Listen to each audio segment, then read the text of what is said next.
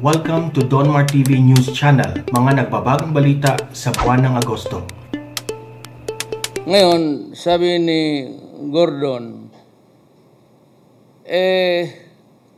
alam mo si Duterte, probinsyano yan wala masyadong kilala dito, kaya ang nakikilala niya yung mga military. Pero kung ako ang presidente at pupunta ako ng Maynila magtrabaho dito, maghanap ako ng tao, kung si Gordon lang naman ang makita ko, mag-resign na lang ako pagka-presidente. The smart ass. You know, ang civilian, Dick, civilian. Ang military, pag nag-retire, ang fireman, ang BJMP, lahat kayo pag-retire, you are civilian. Ang tanong niya sa akin, ano daw ang nakita ko sa military? Well, one, sabihin ko sa iyo, I can move faster with honesty. Mahirap maghanap ng tao na honest ngayon. Sa 1,000, butit na lang kung kasali ka dyan sa 2, Dick Gordon. Do not be too presumptuous about your talent. Why do you criticize me? It's my prerogative. It is not prohibited by law. And the law says that the president shall be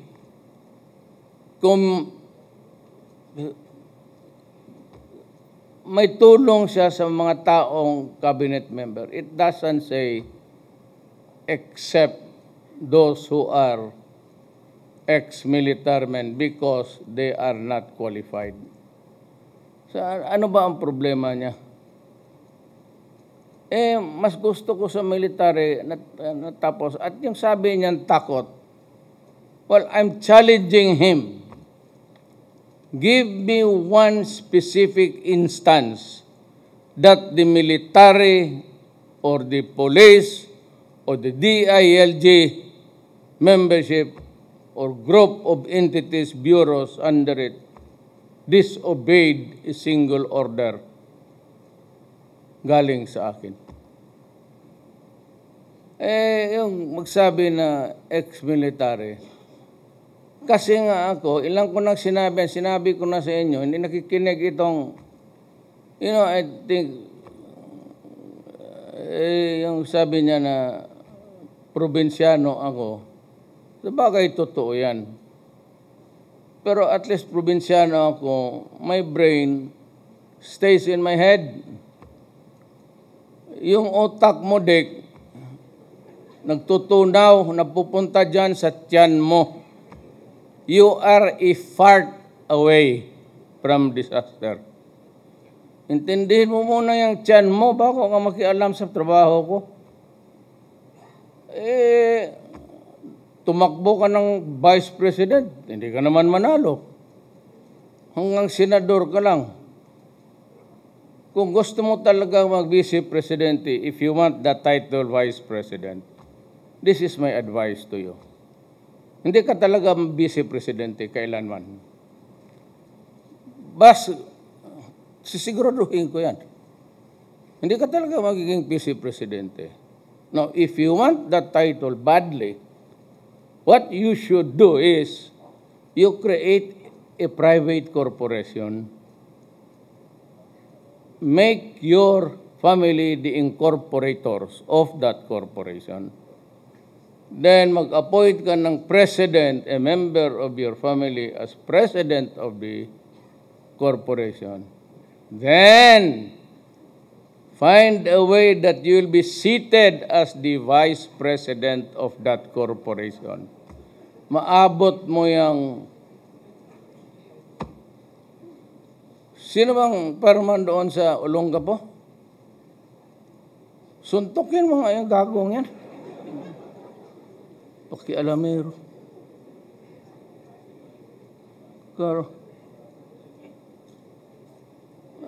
The only way that he is, he talks fast. And he talks, dinadala niya sa usapang, gago ka, hindi ka naman talaga Pilipino. Tisoy ka lang dyan.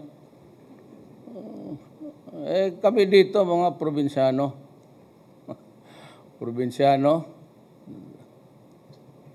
You better take care of your stomach. It's ugly.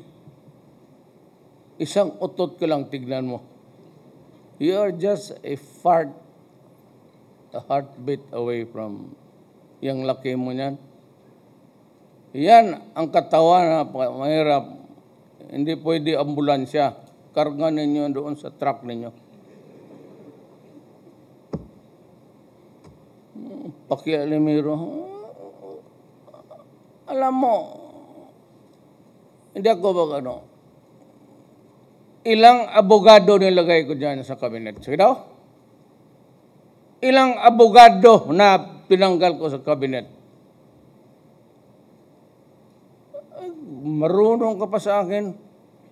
Kaya kung ikaw ang nauna dito, pagdating ko presidente, ikaw nakaharap ko, resign na ako. Kayo mga taga-Maynila, puro corruption.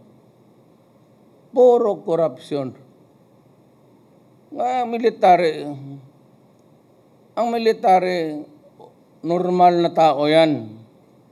Pagka-corrupt ka, presidente ka, naturalmente, yung sa baba mo, corrupt rin in the entire cabinet or the entire police dyan. Sabihin ng mga tao, bakit? Ikaw lang ba marunong? Yan ang mahirap Sabihin mo, corruption. But I have yet to hear anybody refusing or ignoring my order. Kaya kung ikaw mga presidente, sigurado yan. Wala talaga maniwala sa iyo na yung sinabi mo na yan, huwag ka nang tumakbo ng presidente, wala kang makuha sa armed forces. Pag nanalo ka, kargahin ka dyan galing sa Luneta, diretso ka doon sa Bilibid. Yung insulto na,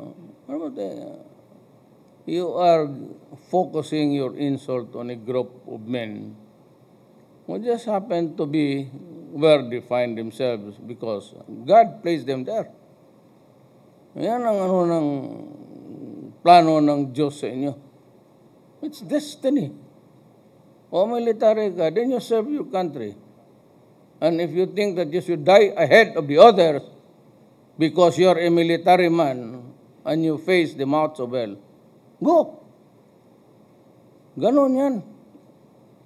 Hindi ka marunong mag-value ng tao, yung buhay ng tao. Kaya ko dinoble yung sweldo nila. Mabuti kung may away dyan ngayon na Negros. Matawag ko ba si Senator Dick Gordon? Magpunta doon. Mama, turo-turo mag-English. This part of this crown is a mountain. Siya lang nakakaintindi. Kinakaya niya salita niya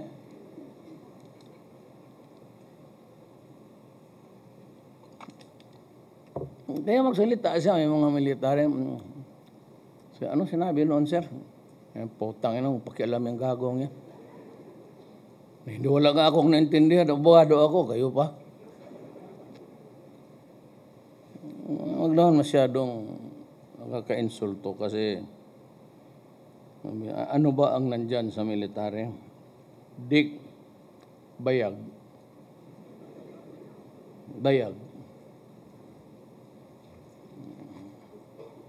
Ang military ko, sigurado yan, sa dumaan ito ng physical, itong buang nito. Tagdalawa talaga ang bayag nito. Pero may 1 or 2 or 3 na paghawak ng doktor, sabi niya, sir, may sundalo tayo dito, 3 yung bayag. Kung yan, tanggapin mo. Tayo na, sobra ang tapang na niyan.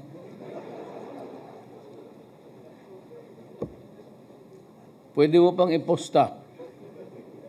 Paglabas mo, sabihin mo yan sa mga sibilya dyan sa labas, mga sugarol, pustahan tayo.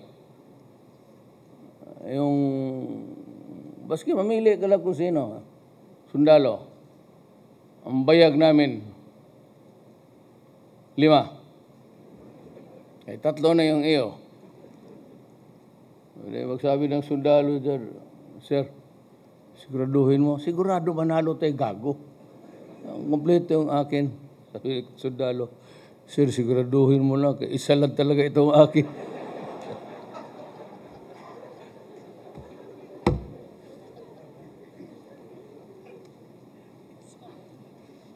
Ganon ang dapat When you are facing criticism or narratives or commentaries that are not hindi edukado. Kung hindi edukado, bunganga mo, grabe ako. So, bakit ako? Marami pa. Galit sila kay Salamat. Ano man ang problema kay Salamat? Salamat. Saan si Salamat? Huwag ka lang magpunta doon ng gabi. Umaga lang kasi itim mo naman kasi sige ka bulad sa init. Ang itim mo. So go there when it's daytime so that they will see you. Yan na naman ng sundalo, maitim kasi sunog yan. Well, I'd like to read the speech. Nasabi ko na yung gusto ko It is really in defense of the lawyer, the soldiers. I can take in anybody I want. Yan sila, Roy Simato. Hindi ko kilala yan, Dick. Hindi ako taga-probinsya. Hindi ko talaga kilala yan. Si Del Rosario, si Mato. Nakilala ko yan kasi kayo dumaan kayo ng Davao. Nakailan akong pati yung jail, pati yung chief of police. So dumaan yan. So nakita ko yung honesty dick. Ang standard ng honesty is not what you say the guy performed in the province. Ang honesty, ang tao, it is innate in his soul.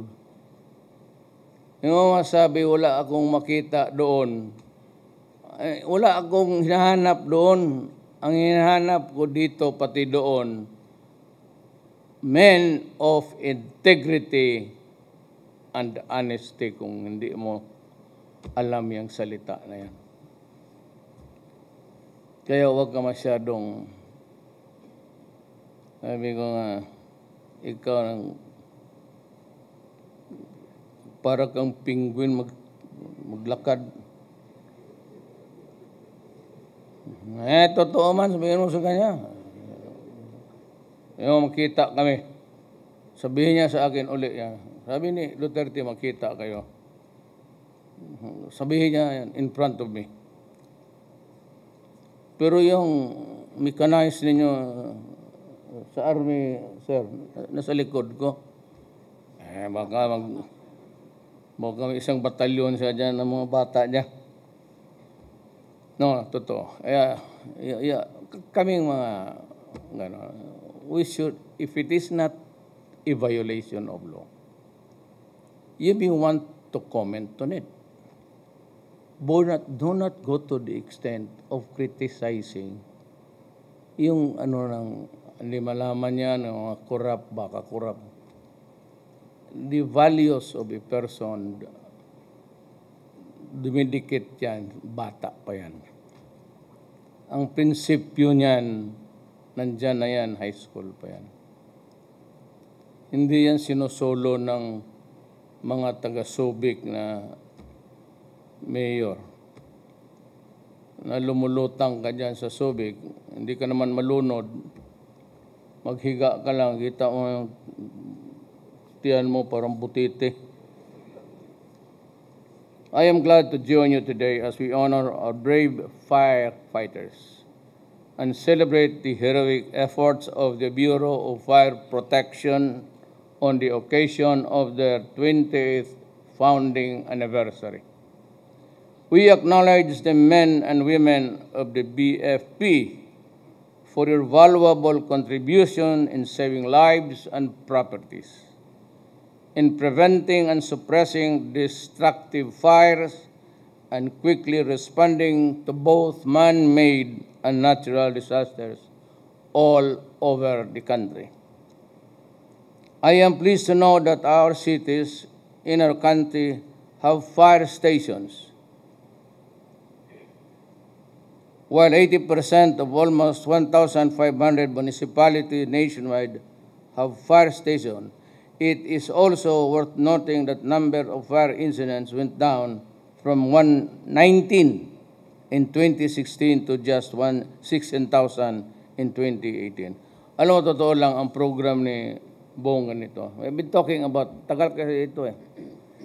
Kasama ko si, sabi ko, alam mo Bong, at alam ninyo, may isa akong fire truck. Ayan si ko. May isa akong fire truck sa Davao. Maniwala kayo, premium. Binibili. Hindi ko pinagbibili. May gustong magbili, Amerikano, at hinahanap yung old engine kasi dalhin nila. Ang pangalan ng truck, hindi Porsche, Studebaker. Gumagana pa hanggang ngayon. Maniwala ka, tanong mo yan si fire station, no? Ginagamit pa hanggang ngayon. Pag magpunta ako sa sunog, nakikita ko pa yung Studebaker, 1935. Pinalitan lang yung makina. Tapos may Amerikano nagpunta, gusto niya bilihin. Kung bakit mo bilihin? Sa museum kasi wala silang, yung kukunti lang ang model nila na ganon. O di sabi ko, kung ganon kamahal, bakit ko ipagbili sa iyo? Di ako ang mag-display dito. Yan sa Cayetano Fire Station. Mahal. Studebaker.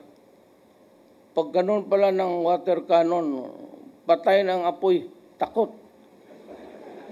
Pag wala ng tubig pag ganun, kaya priceless yan eh.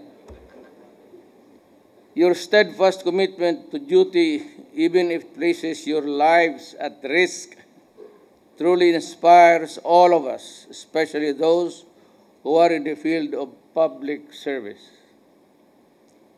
I hope that this important milestone will encourage you to further promote excellence, solidarity, and professionalism within your organization, so you may achieve more things in the coming years. I assure you that this administration will continue to pursue programs and other initiatives that will enhance your professional and operational capabilities. Magpili ako ng maraming truck. At saka sinasabi ko sa COA, hindi ako magbili ng lowest bid. Bahala na kung magkakorte tayo. Kaya ang lowest bid mo, 2 under lang yan, made in baka ma-insulto. Putang ina, 2 sunog lang, wala na. Yung mga jeep na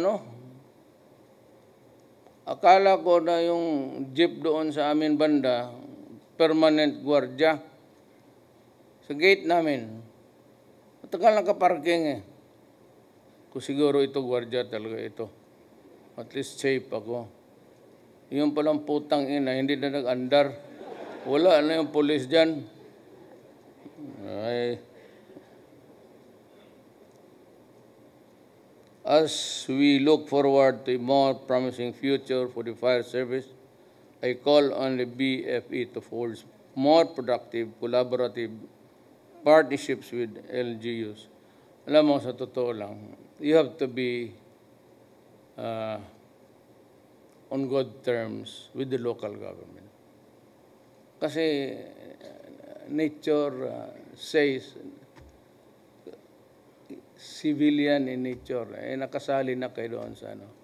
But I would have wanted really to na separate yung service under the military. Huwag lang kayong it's the discipline. Yung discipline talaga lang. I want discipline that is the standard imposed dyan sa military. Talagang gusto ko yung, kasi lahat na, ever since, nagkawatak-watak na yung training at yung mga bagong police lawsi. Kasi nagtuturo nga ako, 23 years, would you believe it? So makikita ko yan doon sa academy, pagpasok ko sa gate, magsalot. Yes, Piskal.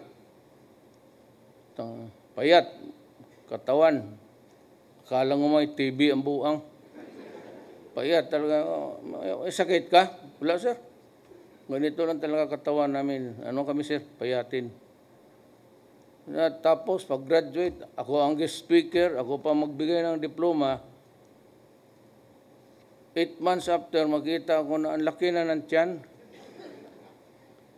Saan ka na-assign sa Minsing Restaurant?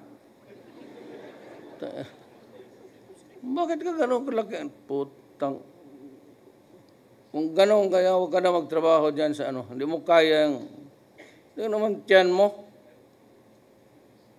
Ngaya kay, si Dick Gordon ba kung mag-apply ng fireman at ang kabinin niya?